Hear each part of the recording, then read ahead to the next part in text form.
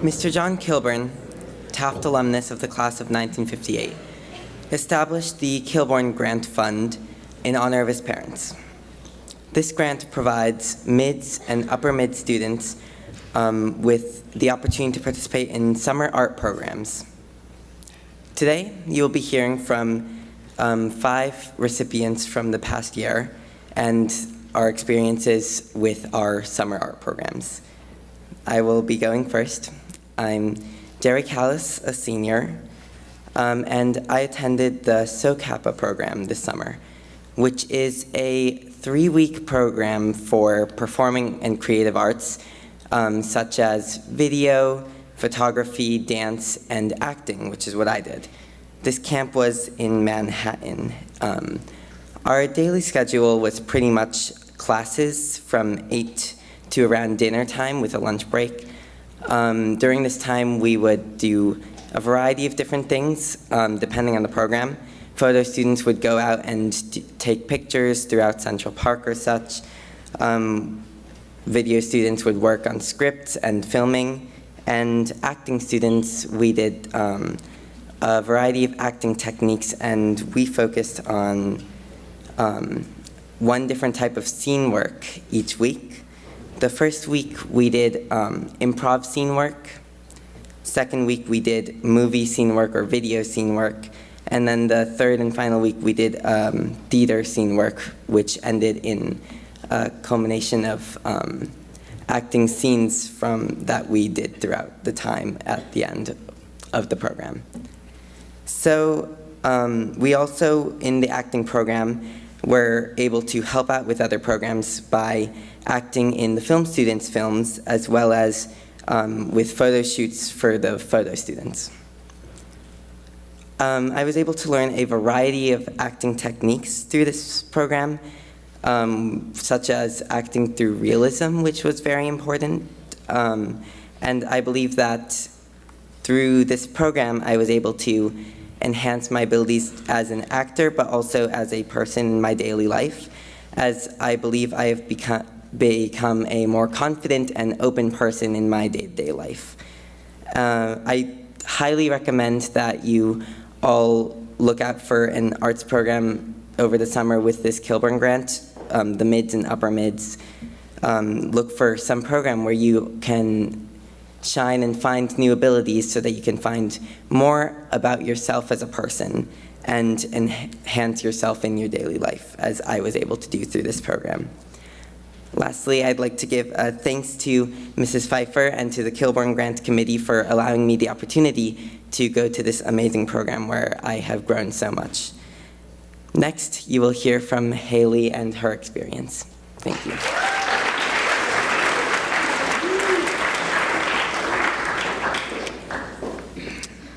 Hi, my name is Hayley, and I am a junior. I've performed many times on this stage since I have been here, but I've never actually spoken until now. Thanks to the Kilbourne Grant this summer, I had the opportunity to attend Bates Dance Festival's Young Dancers Workshop. This 3-week program was an experience for me to learn more about my love for dance while taking 6 to 8 hours of classes a day and participating in many informational discussions and lectures about dance. Although I could show you many videos of daily classes and final performances, instead I would like to tell you about some of the amazing people I learned from. Lida Winfield is a professional modern dancer who uses dance as her platform to share her experience with dyslexia to inspire others with learning disabilities. Lida taught me that no obstacle is too big to overcome. Amy Miller is also a professional modern dancer who creates an environment where conversation is welcome through dance. Amy taught me how to connect with people and express myself without using words, which is funny that here I am trying to express myself using words. Shona Milk Robles is a former prima ballerina who teaches ballet through spiral dynamics. Spiral dynamics is a combination of the art and science of an anatomically correct movement. Shona used a full body skeleton to teach us how to perfectly align our bodies in order to present beautiful alignment while preventing injury. Crystal Brown is the founder of the professional dance company Opulence of Integrity. Opulence of Integrity carries the legacy of Muhammad Ali. Crystal and her company taught us repertoire through the style of liquid strength in order to correctly embody and honor Muhammad Ali. Liquid strength is the idea that if you can embody all the traits of water, you will gain mental and physical strength. Thanks to this program, these wonderful people taught me that dance is more than an art form, but a platform to educate and inspire others. Thank you to Ms. Serber, Mrs. Pfeiffer, the Kilbourne Committee, and especially Mr. Kilbourne for giving me this life-changing experience. I can talk about my time at Bates for hours, so if anyone is interested in the program or has any questions, please feel free to reach out to me. Now you will see some amazing photographs that Lily took this summer. Thank you.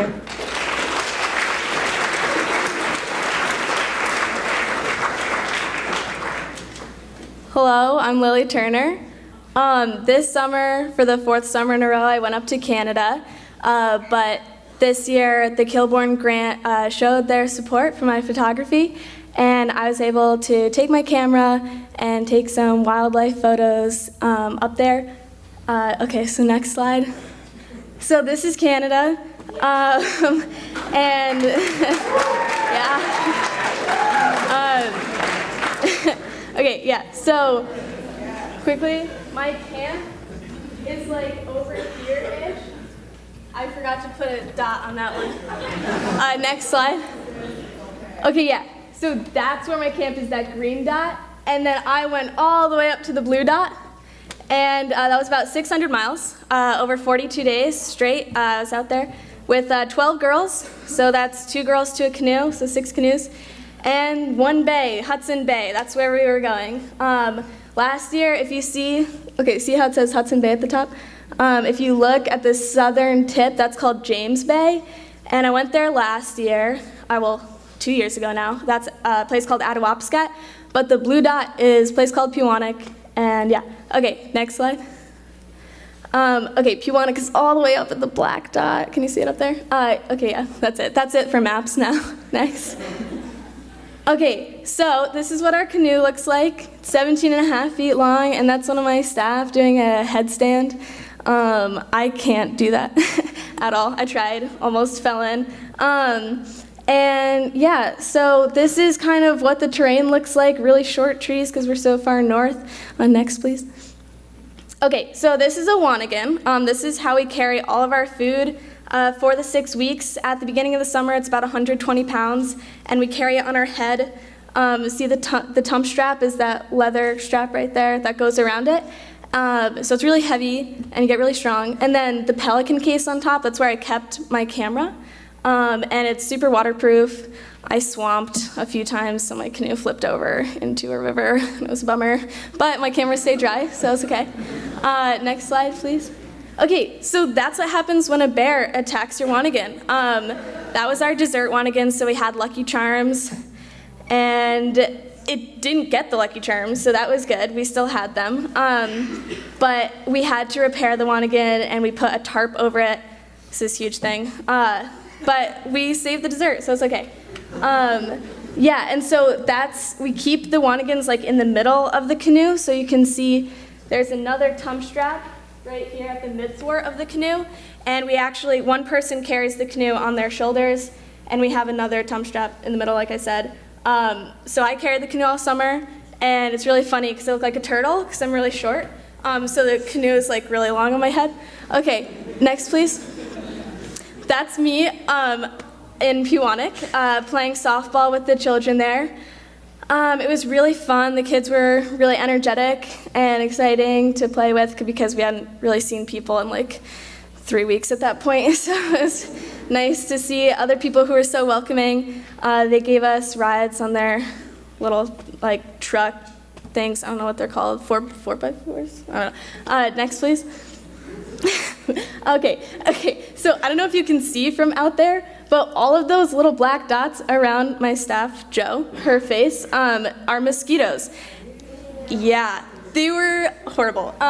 So in Pewanak, which was our northernmost point up by Hudson Bay, when we were playing softball, you could literally go up to anyone's back and like press their back, and there would just be a handprint of dead mosquitoes. That's how many there are up there.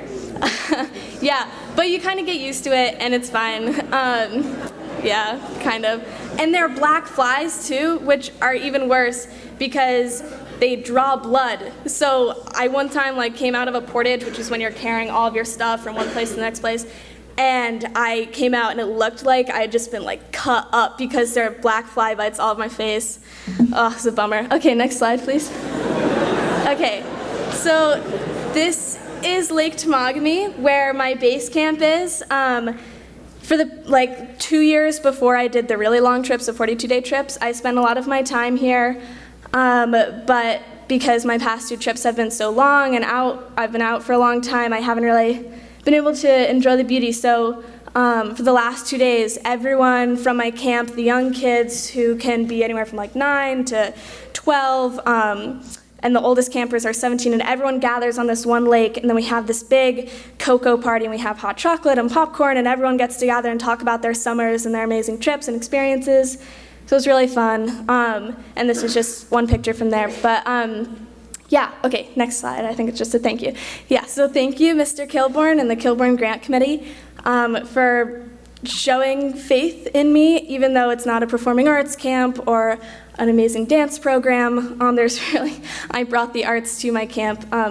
So yeah, thank you so much. Thanks for Mrs. May for even bringing it up to me one time. And then there's going to be a really short video with some really bad audio of my group singing Country Roads by John Denver on our last night. And you can hear me, and it's pretty terrible, and I'm really sorry. But there's also crackling in the background, and that's a fire. So enjoy it. There's some photos. It'll be good. Life is old here, older than the trees, younger than mountains, lower than degrees. Country roads, take me home to the place I belong. West Virginia, mountain mama, take me home. Country roads, I hear a voice in the morning, she calls me. Radio reminds me of my home far away. Driving down the road, I get a feeling that I should have been home yesterday. Country roads, take me home to the place I belong. West Virginia, mountain mama, take me home. Country road, take me home. Country road.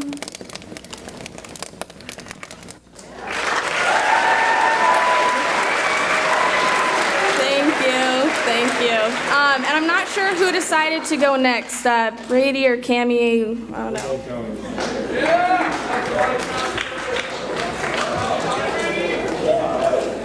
Hey everyone, I'm Brady, I'm a junior. Hi, I'm Cammie, I'm also a junior. And thanks to the Kilbourne Grant, we both attended the same program. She kind of copied me. But it's a 4-week program called the Center for Creative Youth, and it took place on the campus of Wesleyan University. Like I mentioned, she did copy me almost exactly, as we had the exact same daily schedule. And we spent up to 8 or 9 hours a day together, so that got old fast.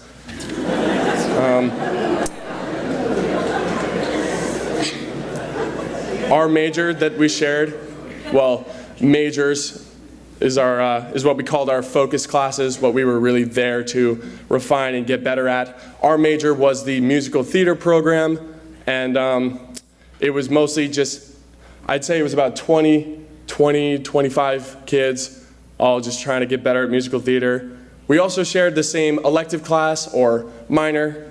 It was stage combat. So we got to beat each other up pretty much every day. So great. The minors, we switched after 2 weeks. We both did stage combat for the first 2 weeks and finally split into separate electives for the next 2 weeks because we were getting real sick of each other. And occasionally we would have night workshops with our major classes. And all in all, like I mentioned, it's about an 8 or 9 hour day of classes. Within our major, our daily routine was something like this. We would start with our pre-class workout, I guess you could say. It was a pretty tame workout. It was mostly comprised of yoga and stretching. So it was a nice way to kind of wake yourself up in the morning. Then we would move into our spatial exercises, just becoming comfortable with the stage, being aware of our space. And one of the exercises that we did was we would create a picture on stage without communicating using words. It was not easy, but we got better at it as the weeks went on. And then after our spatial exercises were done, we would move into working on our medley. We created a medley of about 12 different Broadway songs, and it was all in all about 20 minutes. We performed it after 2 weeks. It was a lot of fun. And yeah, we're not performing it now, so don't worry. Then during the nighttime workshops, we used that time more for bonding exercises than for technique and refining skills. And one of the bonding exercises that we did was called Please Don't Go. Now, when our instructors informed us that we were going to be doing this exercise, they warned us it was going to be extremely emotional, there were going to be tears everywhere, and being the idiots that we were, we didn't believe them for a second. So we kind of went into that exercise very unprepared, and I can confirm that by the end of it, we were all crying, every one of us. Not exaggerating, literally every single person was crying. The basis of the exercise is that there's two people, person A and person B. Person A is supposed to walk away from person B, and person B is supposed to convince person A to stop walking. But the catch is, person B can only use the words, "Please don't go." So people got extremely emotional with the words. It was very emotionally draining. It was fun though. It was amazing. It was such a, like, I feel like I'm doing a disservice here. Anyways, our minor elective class, stage combat, which we shared for the first 2 weeks, also started every day with exercise, except stage combat exercise was grueling. It was not tame like the daily workouts of musical theater. We started with our stretching, but then we went into a daily workout comprised of mostly push-ups, sit-ups, burpees, crunches, the like.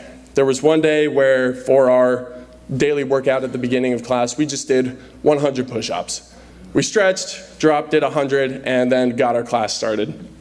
Physical fitness is extremely important with stage combat, which is why we were doing all that exercise.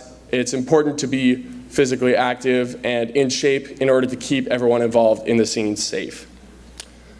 Our stage combat curriculum was basically we learned about 30 moves and then were instructed to use those moves to create scenes.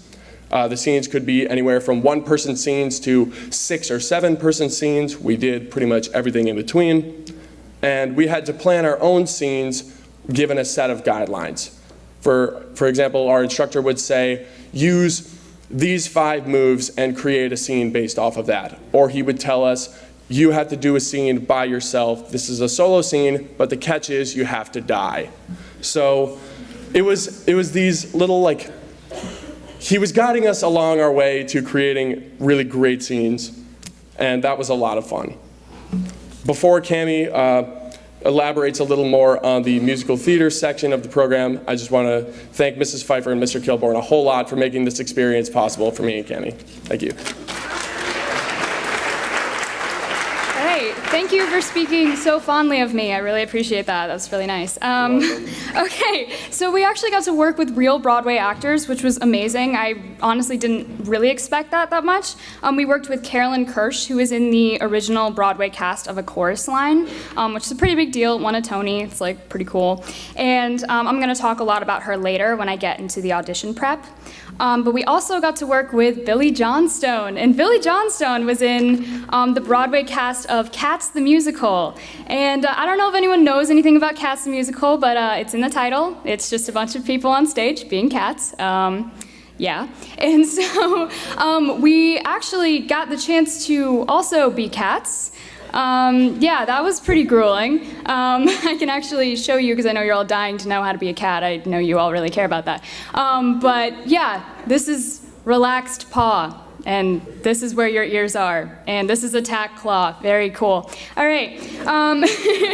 And something along the lines with that we had to do, I don't know if it was as challenging for Brady, but it was pretty challenging for me. We had to spend 30 minutes being cats, just being cats for 30 minutes on the floor. And yeah, Billy provided cat toys for us.